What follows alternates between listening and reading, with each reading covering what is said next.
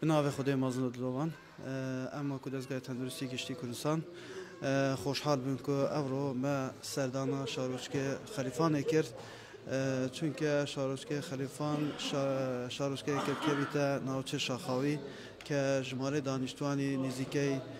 35,000 کس دبن 72 گوند سر به شاروچکه نه جابو ایما و کدازگاه تندرستی گشتی کردستان به پیویز زانی اف هاوکاریت خو بگین نخوشخانه گشتی خلیفان که پیک دید 14 جور درمان لگر یک جهاز سونر که به گوشمه زیادتر ل 31 میلیون دینار عراقیه او هاوکاریان ایمش لجه چاودی نوسینگه برای جناب ملا مصطفی بارزانی سرای اوانش براستی ایما و کدازگاه تندرستی گشتی کردستان روزانه داواکاری من بودید بلام